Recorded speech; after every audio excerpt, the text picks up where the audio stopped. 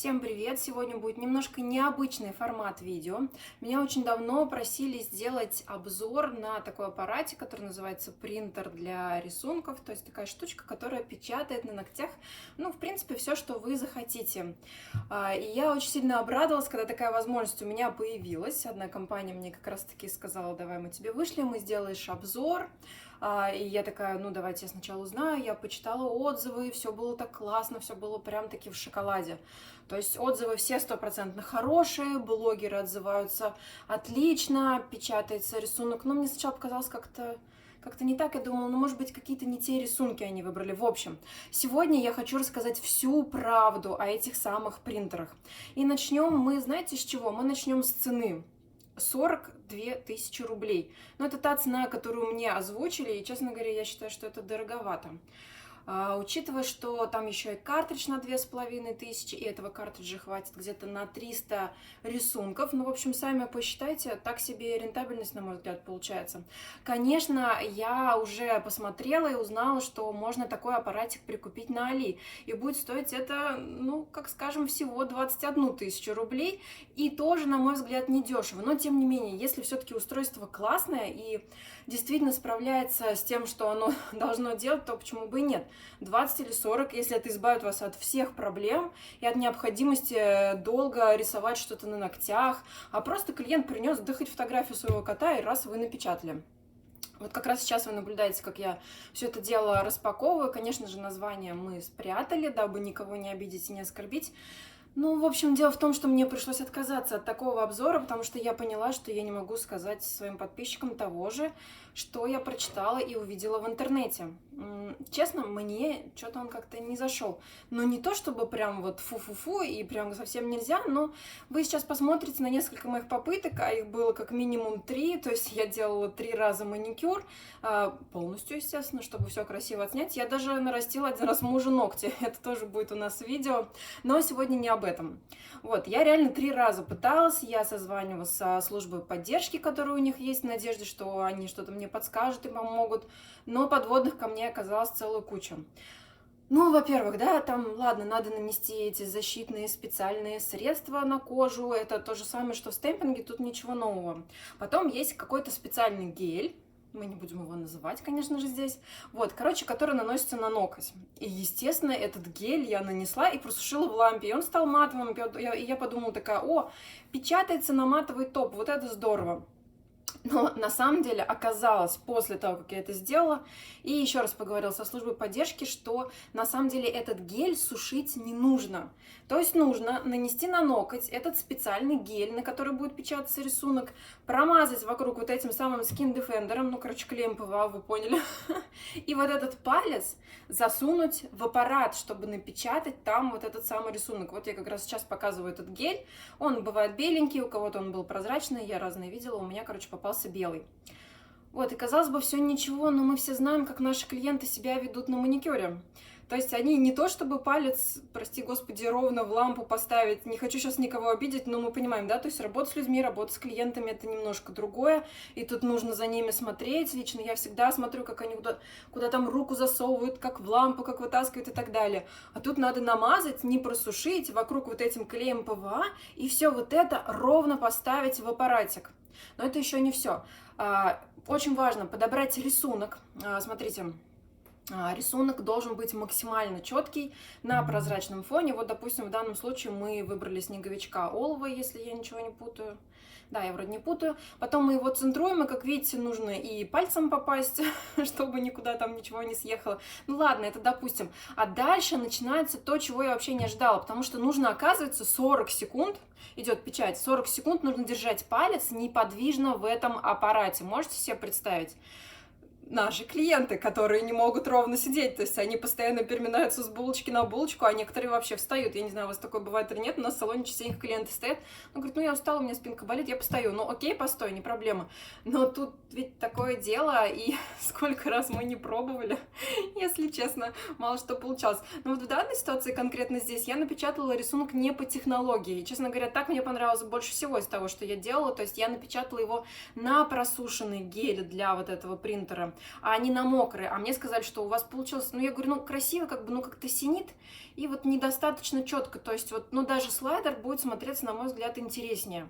Но думаю, может, я что-то неправильно делаю, и, значит, я плохо ночами спала, и думала, ну, как же мне так сделать? Думаю, возьму еще раз клиента, там, модель, отработаю, сделаю еще раз. В общем, получился у нас вот такой вот вариант, показываю его поближе.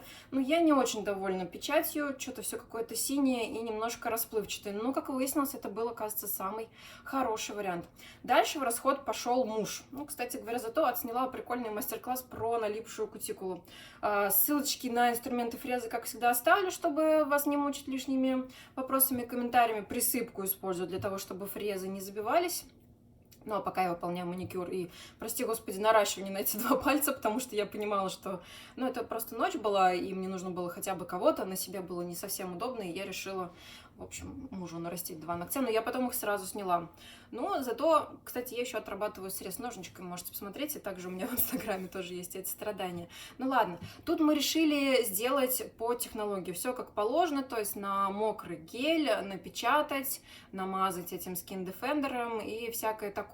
Но выяснилось, что наращенные ногти имеют определенную архитектуру, как вы все знаете, да, то есть они такие пряменькие будут.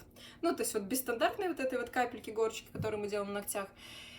И я нарастила некое подобие арочкам, и выяснилось, что на такие ногти этот гель, в принципе, точнее не гель, этот принтер, скорее всего, тупо не сработает. Сейчас объясню почему. Потому что, как выяснилось, ну это я уже сама просто дошла, в принтере нужно пальцы, ну вот этот ноготь, да, его нужно держать абсолютно параллельно земле. То есть не вверх, не вниз, не как-то там еще, а именно прямо, то есть чтобы ноготь был, ну, достаточно ровной поверхностью. Соответственно, очень арочные ногти, ногти с большим апексом туда совершенно не подходят. То есть это уже не все типы клиентов, которых мы можем, так скажем, подогнать под использование данного препарата. Обратите внимание, какая у нас арочка получилась. Ну, не вау, конечно, но очень даже ничего, учитывая, что ногти широкие, плоские, да и к тому же мужские. Ну, в общем, на такие ногти, как выяснилось, напечатать у нас ничего не получится. Первый раз у меня принтер просто задел об ноготь, а это означало, что его нужно снова разобрать, представляете, и протереть там вот этот вот маленький картридж, который стоит 2500 на минуточку. То есть каждый раз, это, знаете, ну, блин, у меня что-то с аэрографией тоже не зашло как-то, то есть постоянно чистить эти иглы, сопла и так далее. Ну ладно, ну, короче, я считаю, что это бесполезная какая-то возня, и за такие бабки, ну, я не знаю, можно было бы, наверное, открыть производство слайдеров, я, кстати, уточню.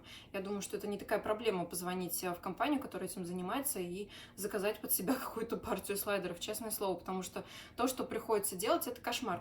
И еще, знаете, какой момент? То есть устройство, и у него есть дырочка, ладно, я сбоку покажу, устройство есть дырочка, куда засовывается палец. То есть, по идее, это устройство разворачивается лицом дыркой к клиенту, и туда клиент засовывает палец. Но так как вам нужно контролировать, что же он там делает, то есть вам нужно на это смотреть. Поэтому я попросила перейти на мою сторону, вот так вот с моей стороны, чтобы я могла вам это все показать. Но также я подумала, а как же с клиентами? То есть это где-то в салоне, должно стоять это суперустройство.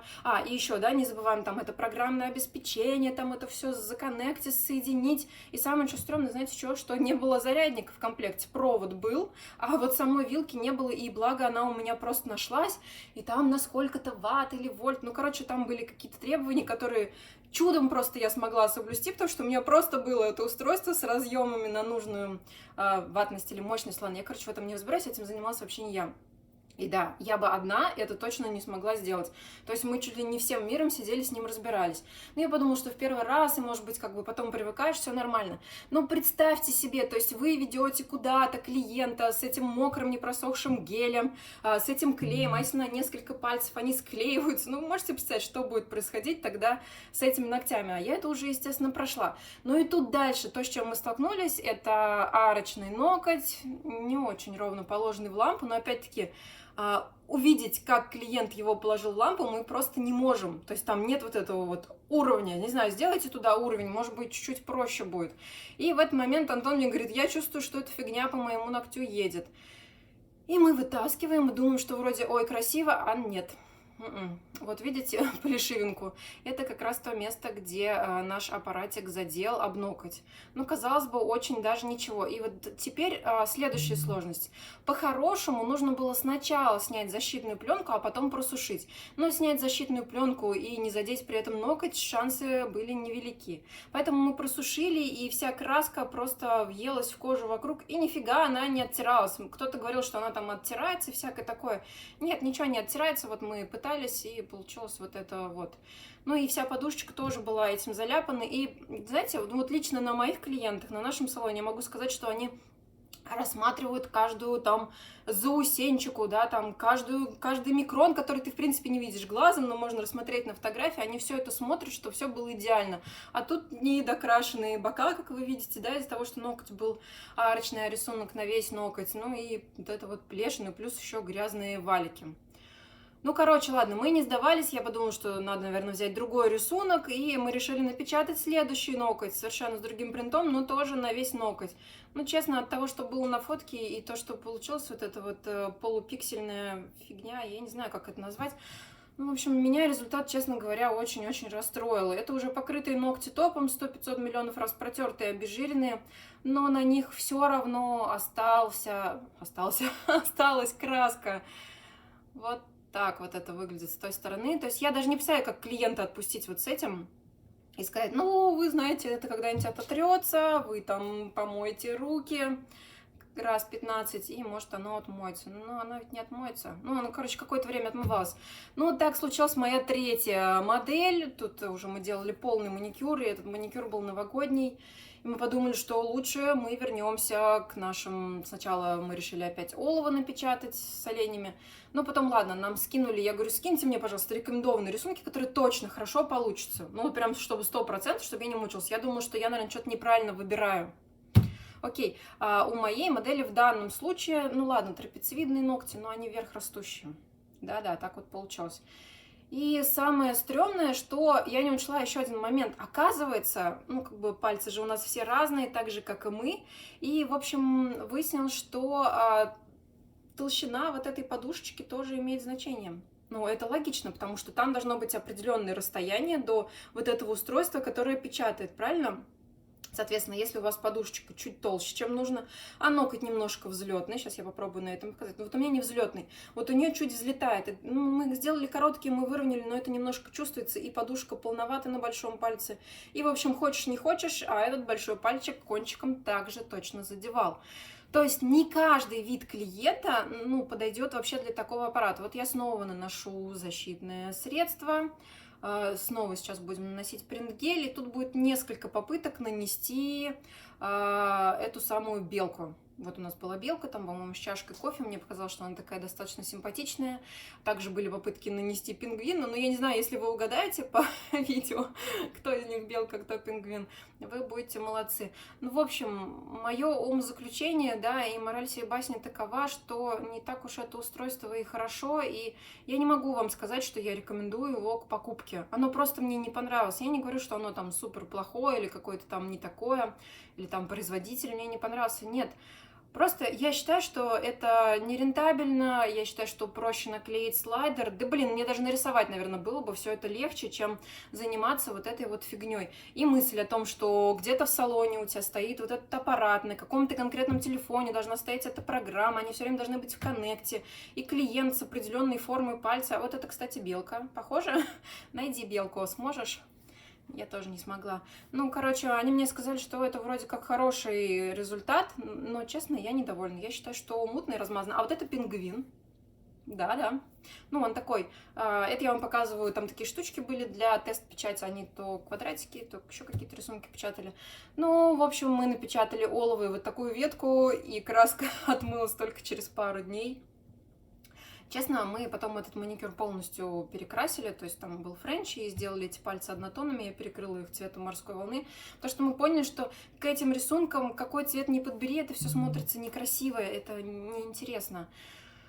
Уф, кажется, выговорилась. Ну, что я могу сказать? В общем, я бы не стала такое брать в салон, потому что я считаю, что это дорого, это неоправданно, и это вызовет у вас кучу нервотрепки. Вот такая моя правда об этих принтерах. Вот все, что могу вам сказать. Ну что, пишите ваши комментарии, кто пробовал. С вами была Алена. Пока-пока.